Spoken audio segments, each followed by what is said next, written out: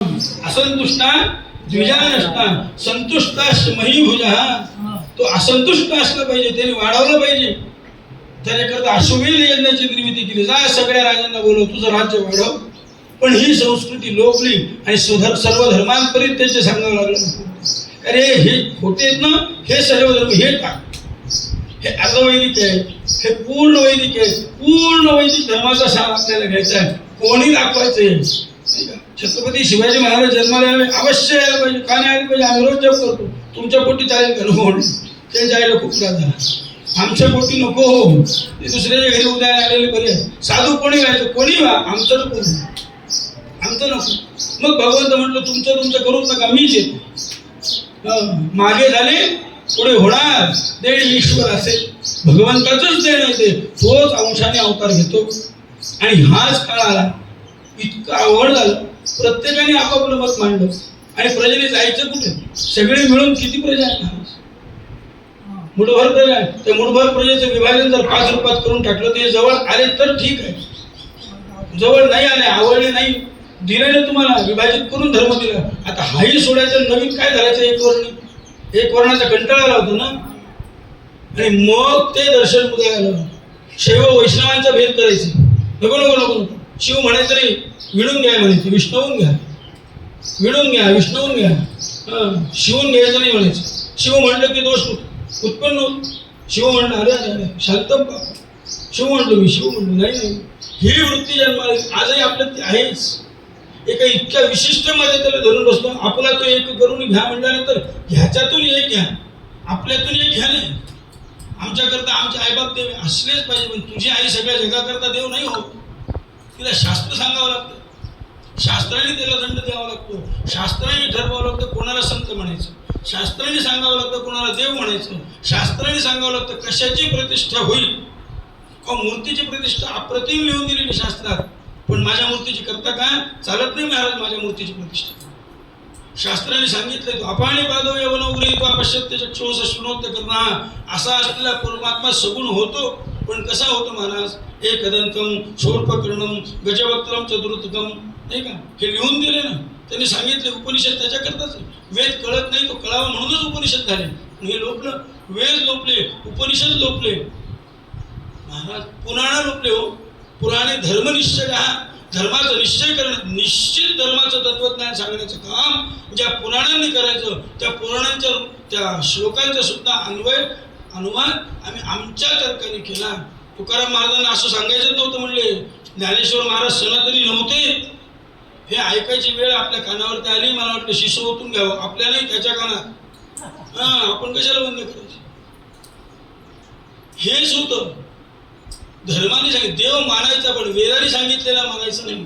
दत्त मानायचं पण एकमुखी मानायचा. कृष्ण मानायचं पण 5 खड्यांचाच. अभावाच्या ठिकाणी महान अभाव, नाही का? कसा अभाव झाला महाराज निर्माण. असे पंच उपपंच निर्माण झाले. आणि खऱ्या तत्वज्ञानाला लोक विसरले. बुडते हे जन न देखावे डोळा, म्हणून कळवला येत आहे की आता हे सगळे एक केले पाहिजे. हे भक्त देवीची उपासना करतात, हे भक्त शिवाची उपासना करतात, हे भक्त विष्णूची उपासना करतात, हे गणपती भक्त गणपतीला धरून बसले, हे सौर भक्त सूर्याला धरून बसलेले आहेत. यांचं जाऊ द्या. शंकराचार्यांनी सांगितलं मी येणार आहे ना भाष्य करायला, परत मला यायचं. पण त्या ज्ञानेश्वर महाराजांनी काय लिहिलं? भाष्यकाराचे वाटे पुस्तक. मी सुद्धा कोणाच्या मताने चालतो? भाष्यकाराच्या मताने चालतो. मग मी सनातनी नाही? हे जर असे लोक म्हणत असतील तर त्यांनी हे काय ऐकावं? आणि ह्यांचा द्रोह नष्ट करण्याकरता ते म्हणले अन्येरपि विरोधेतु वयम पंचैव ते शतम.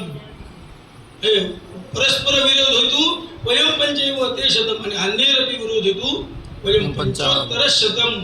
आता आम्हाला एक व्हावं लागेल. हे दुसऱ्यांचा जर विरोध करायचा असेल तर मला आधी हे सगळे एक करावं लागेल. आणि एक कसं करायचं महाराज? शस्त्र घेऊन नाही करता येत. एका आईचे 4 लेकरं भांडत असतील तर त्यांना वायलं करून द्यावं लागतं. मुंडकं नाही काढता येत, हे ना? त्यांना मारून नाही टाकता येत. त्यांना तुकडा करून द्यावा लागतो. भाऊ इतकी तूप आहे, इतकी तूप आहे, 2 एकर तू रान, 2 एकर तूप आहे. आणि मग 4-4 महिने तुमच्या घरी राहा. एवढंच करावं लागतं महाराज. तेच भगवंताने केलं, असा अवतार धारण केला की तो समन्वयक अवतार आहे. सगळ्यांचं समन्वय, कोणाच्या मताला नाही म्हणलं नाही, वृत्ती उच्छेद मान्यच नाही कोणत्याच धर्माला. शैव केलीच पाहिजे उपासना, पण महाराज फक्त शिवाची उपासना नाही चालत हो, नाही चालत. फक्त शिवाची उपासना चालत नाही, त्याच्याबरोबर गणपतीची पण करायला पाहिजे, देवीची करायला पाहिजे, पंचायतन करायला पाहिजे, नाही का. एकायतन, ह्या 5 आयतनाचे एक आयतन होतं. हे 5 जिथून जन्माला आले ते एक आयतन आहे, ते म्हणजे कोण? परब्रह्म. परंतु त्या परब्रह्मात जाताना ढवळून जावं लागतं. सरबत प्यायचं तर लिंबाचा रस वेगळा, साखरेची चव वेगळी, पाण्याची चव वेगळी, मिठाची चव वेगळी, आणि अजून चव घेणारा चटकदार माझ्यासारखा असेल तर जिरं भरडायचं, मग भुक्ती करून त्याच्यात वेगळी चव घालायची. या 5 चवीचं एक सरबत प्यायला छान लागतं. एवढं शिकवण्याकरता एक अवतार पाहिजे होता, आणि तो एक अवतार कालडी या गावामध्ये जन्माला आला. इसवी सन 788 साली. 5000 वर्ष म्हणतो, कोणी 15000 वर्ष म्हणतो, ते ज्याचं त्याचं मत आहे. पण कशा करता अवतार आला हा? अवतार तुम्हा धराया कारण. कशा करता अवतार धारण केलं महाराज? आणि कायमी पतित कीर्तिवानू, मी कोण त्यांची कीर्ती वाढणार? काय केलं महाराज त्यांनी? श्रुती स्मृतीचं ऐक्य करून दाखवलं, भाष्य केलं, वेदावर भाष्य केलं, महाभारतावर भाष्य केलं, भगवद्गीतेवरती भाष्य केलं. किती सुंदर सुंदर स्फुट ग्रंथ लिहिले, सौंदर्य लहरी बघा ना. विशाल कल्याणी स्फुट रुचिरयो त्या कुवलनी उपाधाराधारा किमपि मधुरा भोगवतिका अवंती दृष्टिस्ते बहुनगर विस्तार विजगा ध्रुवंत तन्नाम व्यवहरण योग्या विजयते. सुंदर लिहिलं. कनकधारा, तुम्हाला लक्ष्मीची कमी आहे, लिहून दिलं त्यांनी. अंगम हरे हे पुलकभूषण माश्रयन्ति भृंगांगनेव मुकुलाभरणन्तमालम् अंगीकृताखिल विभूतिरपांगलीला मांगल्यदास्तु मम मंगलदैवतायाः. सुंदर स्तोत्र लिहिले महाराज. फार ग्रहांच्या स्तोत्रांपासून तर अगदी खंडोबा मसोबा, त्याच्यानंतर अवतार झाला समर्थांचा. एक देव सोडला नाही ज्याची आरती समर्थांनी केली नाही, आणि एक देव सोडला नाही त्याचं स्तवन आद्य शंकराचार्यांनी लिहिलं नाही. सगळेच देव मान्य आहेत त्यांना, सगळं मान्य. फक्त ते मान्य कधी आहे? एक होऊन आले तर मान्य. फक्त वैष्णव मत मान्य नाही, फक्त गाणपत्य मत मान्य नाही, फक्त शाक्त मत मान्य नाही, सार्वमत आहे. कारण आपल्याला सर्वत्र सार्वकालिक अभय पाहिजे. या काळातला अभय नकोय आम्हाला. अभयम सर्वभूतेषु, सगळ्या भूतांना जर अभय द्यायचा असेल तर सर्वत्र आणि सार्वकालिक द्यावी लागेल. फक्त कलियुगात अभय नकोय, 4ही युगात अभय पाहिजे. फक्त आत्ता अभय नकोय, 3ही काळात अभय पाहिजे, नाही का. फक्त एका वर्णाला अभय नकोय, 4ही वर्णांना अभय पाहिजे. सर्वत्र समदृष्टी ठेवणारा संत ज्या वेळेला येतो ना, तो कसा असतो? नैर्वेद्यम ज्ञानगर्भम द्विगुणमभीतम. हे 2 गुण कोणाचं? तत्र वैराग्यम आद्यम. विरक्त होऊनच यावं लागेल. आणि हे विरक्ती संसारी माणसाला येते. 5 मिनिट आहे. ही विरक्ती संसारी माणसाला येते, पण कधी अन्यायी दुसऱ्यांना. कशी विरक्ती येते? पुत्र दारा गृहसुरुत, पुत्र वित्ते क्षणाधिय. कोणाला द्रव्यानी वैराग्य येतं, कोणाला पोरांनी लात मारल्यावर वैराग्य येतं, कोणाला बायकोनी सोडून दिल्यानंतर वैराग्य येतं, कोणाला अपमान झाल्यानंतर वैराग्य येतं. पण महाराज जे खरे वैराग्य असतात ना, यांना जन्माला आल्याबरोबर वैराग्य येतं. शुकदेव आईच्या पोटात आले, 12 वर्ष बाहेर येईना. व्यासाने सांगितलं, अरे बाहेर बाबा इतकं मोठं करून ठेवले, पारमहंस्याम संहितायाम, तुझ्यासाठी करून ठेवली, ये बघ काय त्याच्यामध्ये येणार नाही म्हणजे. बाहेर आलो की माया त्रास देते, येत नाही. शेवटी गोपाळकृष्णाला धरून आणावं लागलं. भगवंत उभे राहिले, त्यांनी शपथ घेतली, मी गोपाळकृष्ण, आणि खरी खरी शपथ घेतली म्हणले ते. म्हणजे अनेक शपथ कशा घेतल्या मला माहित नाही, पण ही शपथ तुझ्यासाठी खरी खरी घेतो म्हणली, तुला माया त्रास देणार नाही, ये शुका. आणि मग आले. तसेही वैराग्यमूर्ती, तसेही वैराग्यवंत, शुकासारिखे पूर्ण वैराग्य, पूर्ण वैराग्याचे धनी असणारे आद्य शंकराचार्य आईच्या उदरी जन्माला आले. आजंब त्यांच्या आईचं नाव, शिवगुरु वडिलांचं नाव आहे. शिवच ज्याचा गुरु आहे असा बाप भेटला. आणि जो स्वतः सदाशिव, परंपराच तशी आपली. महादेवाने विष्णूला मंत्र द्यायचा, विष्णूने महादेवाला मंत्र द्यायचा, पुन्हा हीच परंपरा. अथादि आदिनाथस्य मीन गोरक्षमेवच मुक्तावतेश्चरश्चैव चक्रपाणि रीति स्मृतः विमलाचांग देवस्य जनार्दनस्य नरहरी गोपया हरिदासस्य तसे ही परंपरा आहे. सदानंदस्य कृष्णस्य ही आपली परंपरा आहे ना. आणि ही परंपरा कशी आहे? शिवविष्णूचीच परंपरा आहे. यांनी घेतलं आणि त्याला दिलं. ब्रह्मचैतन्य तुकामाई जर महादेव असतील तर ब्रह्मचैतन्य विष्णू आहे, आणि ते जर विष्णू असतील तर रामानंद महादेव असतील तर पुन्हा प्रल्हाद महाराज विष्णू आहे. आणि ते जर विष्णू असतील तर हे आमचे पूज्य बाबा प्रत्यक्ष सदाशिव आहे. सदाशिव समारंभा शंकराचार्य मध्यमा अस्मत् आचार्य पर्यंताम वंदे गुरु परंपरा. हे प्रत्यक्ष महादेव आहेत. आणि हा प्रत्यक्ष महादेव वेदावातून काय सांगितलं म्हणून ही वेद संस्कृती इथे येऊन वाढवली. आणि हा जन्म करण्याची शिकवण आम्हाला दिली. कशा करता दिली? यांनी बोलले जे ऋषी साच भावे वर्ताय. तुम्ही करा. आम्ही केलं, करून दाखवलं. कारण आमच्याशिवाय दाखवणारं दुसरं कोणी येणार नाही जगात.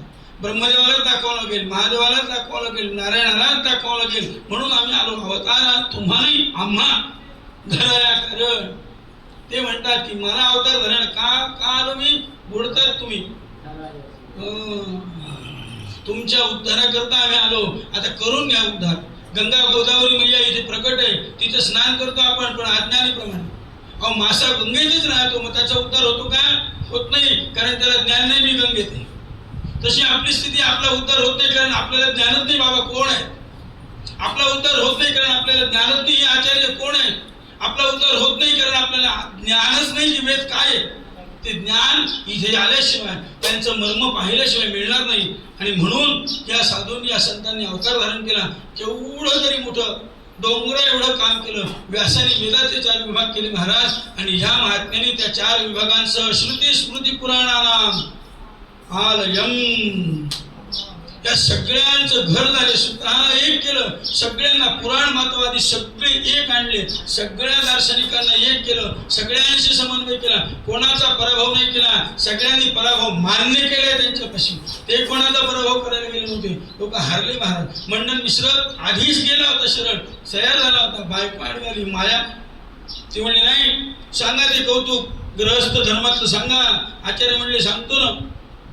तार्किकांना सुद्धा नष्ट करण्याचं काम करतो. मला काही दिवस दे, तुझं उत्तर देतो. दिवस घेतले, परत आया प्रवेश केला. केवढं काम केलं महाराज. आणि ते मंडन मिश्र जिंकून घेतले. हेच आपल्या बाबांनी केले महाराज. वनात येणं म्हणजे परत आया प्रवेश नाही. आचार्यांच्या सारखं आहे. मूळ काय नांदेडला सोडून दिलं. जिथं वैराग्य आलं तिथं दिवस संपला. यज्ञेश्वर माधव कस्तुरे तिथे संपले नांदेडमध्ये. इथं आले ते फक्त आमचे बाबा. बस पूर्ण वैराग्याची धनी. ते इथे वैराग्याचं. इथे आलं तो आद्य शंकराचार्य. इथे आले ते सांब सदाशिव. इथे महादेव प्रत्यक्ष आला. जुनी माया संपली. तसं परत आया प्रवेश केला. आपल्याला पूर्ण ज्ञान दिलं. गृहस्थ कसा असावा धर्म दाखवून दिला. तेच आद्य शंकराचार्यांनी इसवी सन 788 पूर्वी आर्यांबा आणि शिवगुरु यांच्या उदरी जन्म घेतला. तो काळ आजचा वैशाख शुद्ध पंचमीचा बरोबर माध्यान्हाला मर्यादेचा पुरुषोत्तम जन्माला आला. चैत्र शुद्ध नवमीला पूर्ण तिथी. आणि ती मर्यादा कशी असावी हे सांगणारा वैराग्याचा धादांत राम दुसरा जन्माला आला. तो चैत्रानंतर वैशाखात बरोबर पूर्ण तिथी पंचमी आणि दुपारी माध्यान्ही 12 वाजता असा राम आणि आचार्यांचा समन्वय घालतो. आणि आपण सगळ्यांनी काका म्हणतील त्यांच्या मागे श्लोक म्हणू आणि जन्माचा गुलाल करू. स्मृती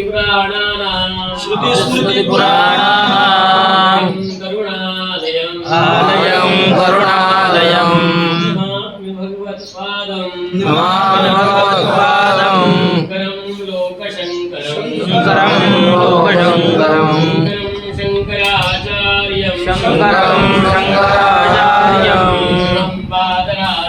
केशवं बादरायणं